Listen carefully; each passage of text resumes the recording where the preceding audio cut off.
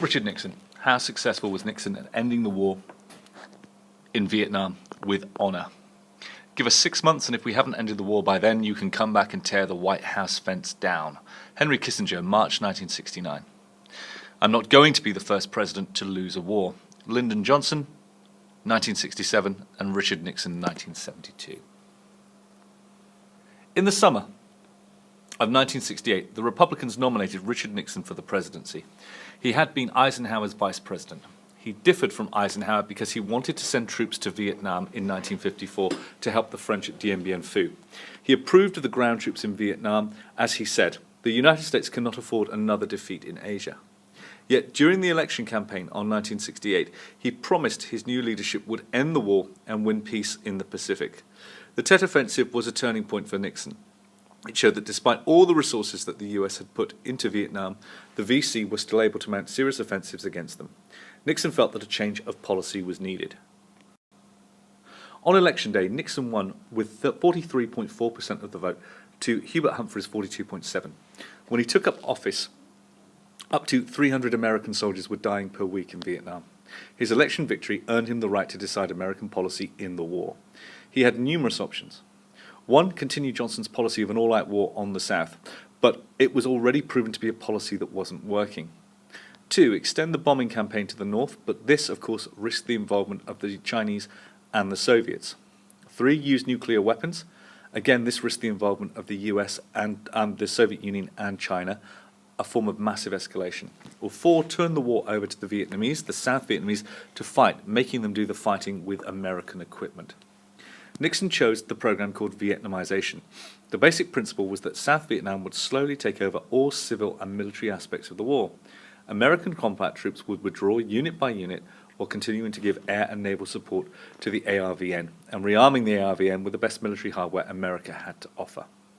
Vietnamization meant that the South Vietnamese government had to put its own house in order if it wanted to survive. Nixon supplied the ARVN on an unprecedented scale. When the final surrender came in 1975, the South Vietnamese army was the fourth-ranking military power in the world. Vietnamization proved to be a disastrous choice. It prolonged the war by 5 years, it had immense cost in lives, and caused high inflation in the United States. The US also began holding peace talks in the East. They wanted South Vietnam to be left alone to determine its own future without foreign, meaning Hanoi, China, and the USSR, interfering.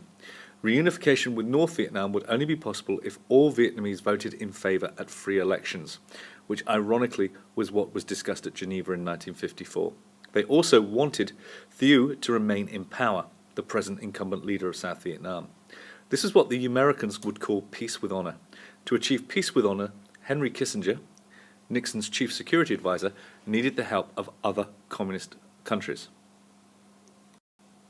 He was convinced that if Moscow and Peking refrained from supplying arms to North Vietnam, then Hanoi would have to agree peace terms, a policy ploy he called linkage. The US would withhold favors and agreements from the Russians until they cut the arms flow to Hanoi. Peace would also follow. He did not get the help that he wanted and needed from either communist country. Also, linkage ignored the obvious fact that if the United States stopped supplying Saigon, there would also be an immediate peace. Also, Russians and Chinese were sending into North Vietnam considerably less military hardware than the US was shipping to the South. Another way needed to be found. The basic difference between the Johnson and Nixon administrations was that Johnson believed in military victory, whilst Nixon knew that the United States could not win the war, at least at a price the nation would accept. Nixon realized that for economic reasons, the war was simply costing too much, and for the sake of domestic peace and tranquility, he had to cut back on the American commitment to Vietnam, which meant in turning accepting an outcome short of victory. The best Nixon could hope for, and this was his aim, was a gradual US withdrawal complemented by an improvement in the South Vietnamese fighting qualities. Then at best, South Vietnam could maintain its own independence, rather like South Korea. At worst, there would be a decent interval between American withdrawal and a communist victory. So, on the 8th of June 1969, Nixon announced the first US troop withdrawals from Vietnam. By August the 1st, he said 25,000 American troops would be returned to the US. Further reductions would follow, as South Vietnam's fighting quality improved. It was a historic turning point. Johnson's policy of escalation in Vietnam had been reversed. It was an act forced upon Nixon by public opinion. Nixon also promised to end the draft system and institute an all-volunteer army. The first step came in November 1969 with the creation of a lottery system to determine who would get drafted, which made the selective service process fairer to all classes and groups, and let yet a young man know where he stood with the draft. The all-volunteer army was excellent politics because the anti-war movement, as a political event, was essentially a student movement. Nixon had given in to the protesting students as he gave them what they wanted, no more conscription. After this, the anti-war movement died down. Despite this, Nixon was still prepared to take military action against the North Vietnamese, even if it meant escalating the war. He ordered the secret invasion of Cambodia with the limited objective of driving the NVA out of their sanctuaries in Cambodia and destroy the North Vietnamese supply routes in Cambodia. The secret, obviously, was well known to the Cambodians and the Vietnamese, but Nixon managed to keep it secret from the American public and Congress through 4 years of intensive bombing. It was a bold, risky policy with much at stake. Unfortunately, the return on investment was low. At their best, American B-52s caused a 10% fall-off in the movement of men and supplies from North to South Vietnam via Cambodia. Throughout 1969 and into 1970, the Americans regularly released figures to prove that Vietnamization was working. South Vietnam, according to the Pentagon, could hack it. Body counts were higher than ever. That's the ratio between dead Vietnamese and American troops. South Vietnam had more troops and better leaders and equipment. Then on April 30th, 1970, Nixon made a surprise announcement that a large force of US troops, supported by major airstrikes and backed by major South Vietnamese force, had invaded Cambodia. Nixon said the purpose was to gain time for the American withdrawal. The invasion of Cambodia resulted in the death of some communist troops, but otherwise had only negative results. It hardly even slowed the flow of supplies to the VC and North Vietnamese in the south. It turned Cambodia into a battleground and eventually prompted a successful communist insurgency there, thereby making the domino theory come true. Peace talks continued throughout 1972, but with little success. However, Nixon claimed that this policy of peace with honor was near. This helped 60% of the voters choose Nixon in the 72 presidential elections. More importantly, the Democrats controlled Congress and were ready to assert themselves. Nixon knew that the new Congress coming into office in January 73 was going to cut off all funds for bombing. Nixon therefore agreed to sign a ceasefire agreement in Vietnam. He had to compromise with Hanoi.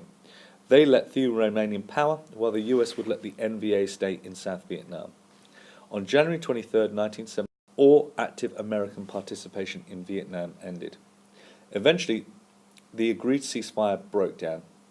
All that really had been agreed was that the US would pull its fighting men out of Vietnam and Hanoi would give back the American POWs. Over the next 2 years, the battle between Thieu and the communists raged on. By April 75, the communists had taken over South Vietnam and Saigon was renamed Ho Chi Minh City. The cost of the war to the US then was 58,000 service personnel killed. 700,000 veterans have suffered from psychological disorders since returning home. More veterans have committed suicide than were killed in the fighting. $15.5 billion spent on creating the Great Society under Johnson, but $120 billion was spent on the war. Domestic programs were shelved in order to pay for the war as America's deficit increased. Government deficit at $16 billion in 1965 had reached $25.3 billion in 1968. Deficits are inflation-causing and endangers America's economic well-being. Vietnamization meant that Congress was less willing to fund troops as they were not predominantly US anymore. War simply cost the US too much and had damaged their credibility for too long.